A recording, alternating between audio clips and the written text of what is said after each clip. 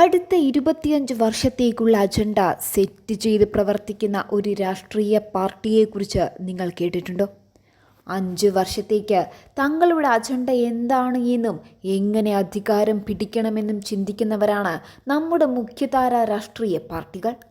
എന്നാൽ SDPI എന്ന social democratic പാർട്ടിയുടെ നേതാക്കൾ തന്നെ സമ്മതിക്കുന്നത് അവർ ദീർഘകാല അജണ്ടയ്ക്ക് അനുസരിച്ച് പ്രവർത്തിക്കുന്ന പാർട്ടിയാണ് എന്നാണ്. ചിട്ടയും ഘട്ടം ഘട്ടമായുള്ള പ്രവർത്തനത്തിലൂടെ അടുത്ത 20 വർഷത്തിനുള്ളിൽ ഇന്ത്യയിൽ അധികാരം പിടിക്കുകയാണ് തങ്ങളുടെ ലക്ഷ്യമെന്ന് SDPI നേതാക്കൾ മറച്ചുവെക്കുന്നില്ല. അതിൽ സംശയം പ്രകടിപ്പിക്കുന്ന മാധ്യമങ്ങളോട് പറയുന്നത് 1982 വെറും 2 സീറ്റ് മാത്രമുണ്ടായിരുന്ന BJP 90കളുടെ അവസാനത്തിൽ ഞങ്ങൾ അധികാരം പിടിക്കുമെന്ന് പറഞ്ഞാൽ ആരും വിശ്വസിക്കാതിരിക്കുമോ എന്ന മറുചോദ്യമാണ്. അഭിമന്യു വധക്കേസിൽ തൊട്ട് ആലപ്പുഴയിലെ ശ്രീനിവാസൻ വധക്കേസ് അടക്കമുള്ള നിരവധി കൊലക്കേസുകളിൽ SDPIയുടെ പേര് ഉയർന്നു വന്നു. സോഷ്യൽ മീഡിയയിലെ സുഡാപ്പി എന്ന വാക്ക് വെറുമൊരു തമാശയല്ല എന്ന് മലയാളികൾ തിരിച്ചറിഞ്ഞ നിമിഷം.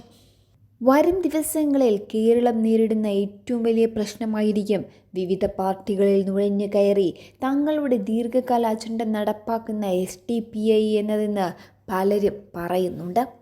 സംസ്ഥാന പോലീസിൽ പോലും ഇവരെ സഹായിക്കുന്ന ഗ്രൂപ്പുകളുണ്ട് എന്നത് ഞെട്ടിക്കുന്നതാണ്. കഴിഞ്ഞ ദിവസം ED പിടികൂടിയ SDPIയുടെ ദേശീയ പ്രസിഡന്റ് MK ഫൈസി എന്ന മുഹമ്മദ് കുട്ടി ഫൈസി പട്ടാമ്പി സ്വദേശിയാണ് എങ്കിലും പ്രവർത്തനം മൊത്തം ഡൽഹിയിലാണ്. കേരളത്തിൽ ഇയാളെക്കുറിച്ച് അധികമാർക്കും അറിയില്ല. പാലക്കാട് ജില്ലയിലെ പട്ടാമ്പി സ്വദേശിയായ ഇദ്ദേഹം പട്ടിക്കാട് ജാമിയ നൂരിയ അറബി കോളേജിൽ നിന്നാണ് MFF ബിരുദം പൂർത്തിയാക്കിയത്. ഉറുദുവും ഹിന്ദിയും ഇംഗ്ലീഷും അനായാസം കൈകാര്യം ചെയ്യുന്ന MK ഫൈസി നല്ലൊരു പ്രഭാഷകനുമാണ്. SDPIയുടെ സാമ്പത്തിക ബുദ്ധി കേന്ദ്രം AK ഫൈസി തന്നെയാണ് എന്നാണ് ED അടക്കം പറയുന്നത്. MK ഫൈസിയുടെ അറിവോടെയാണ് സംഘടനയുടെ സാമ്പത്തിക ഇടപാടുകൾ നടന്നത് എന്നും ED പറയുന്നു. ഹവാലയടക്കം മാർഗങ്ങളിലൂടെ രാജ്യവിരുദ്ധ പ്രവർത്തനങ്ങൾക്ക് പണം എത്തിച്ചു. 12 തവണ നോട്ടീസ് നൽകിയിട്ടും ഫൈസി ഹാജരായില്ല എന്നും ഇതോടെയാണ് മറ്റു നടപടികൾ ആരംഭിച്ചത് എന്നും ED വ്യക്തമാക്കിയിരുന്നു. ഈ അറസ്റ്റിലൂടെ SDPIയും PFIയും ഒന്നു തന്നെയാണ് എന്നും ED വ്യക്തമാക്കുന്ന SDPI ദേശീയ അധ്യക്ഷൻ MK ഫൈസിയുടെ അറസ്റ്റുമായി ബന്ധപ്പെട്ട് പുറത്തിറക്കിയ വാർത്താക്കുറിപ്പിലാണ് കണ്ടെത്തലുകൾ ED നിരത്തിയിരിക്കുന്നത്. SDPIയുടെ സാമ്പത്തിക ഇടപാട് നിയന്ത്രിച്ചത് PFI ആണ്. ഗൾഫിൽ നിന്നടക്കം നിയമവിരുദ്ധമായി പണമെത്തി.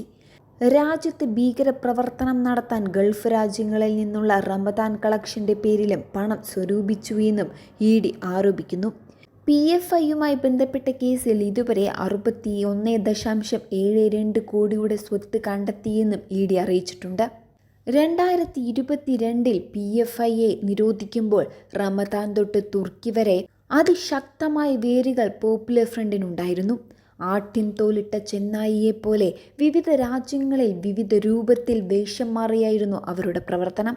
ഇന്റലിജൻസ് വൃത്തങ്ങൾ നൽകുന്ന വിവരപ്രകാരം ഗൾഫ് രാജ്യങ്ങളിൽ ഇന്ത്യ ഫ്രറ്റേണിറ്റി ഫോറം അഥവാ IFF എന്ന പേരിൽ, ഇന്ത്യൻ സോഷ്യൽ ഫോറം എന്ന പേരിൽ അതായത് ISF എന്ന പേരിലും റിഹാബ് ഇന്ത്യൻ ഫൗണ്ടേഷൻ എന്ന പേരിൽ അതായത് RIF എന്നീ 3 മുന്നണി സംഘടനകളുമായി പോപ്പുലർ ഫ്രണ്ടിന് ബന്ധമുണ്ട് എന്ന് കണ്ടെത്തിയിരുന്നു.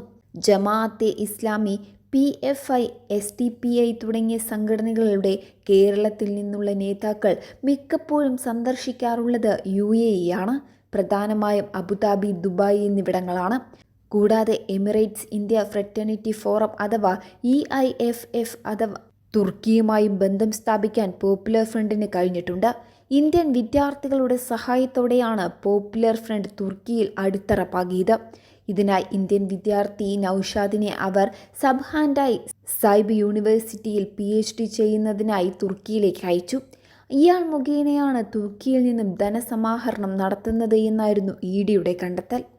കൈവിട്ട് കേസ് മുതൽ അഭിമന്യു വധവും ശ്രീനിവാസൻ കൊലക്കേസും അടക്കമുള്ള കഴിഞ്ഞ 4 നൂറ്റാണ്ട് കാലത്തെ കേരളത്തിൻ്റെ തീവ്രവാദ ചരിത്രം ഒന്ന് പരിശോധിച്ചു നോക്കുക. എത്രമേൽ ശക്തമാണ് മത തീവ്രവാദമെന്ന് നിങ്ങൾക്ക് ബോധ്യപ്പെടും. എന്നിട്ടും ഇത്തരം സംഘടനകളുടെ പരിപാടികളിൽ അധ്യക്ഷത വഹിക്കുന്ന സാംസ്കാരിക നായകന്മാരും കവിളുകളുമുള്ള നാടാണിത്. അതും നമ്മൾ ഓർക്കേണ്ടത് തന്നെ.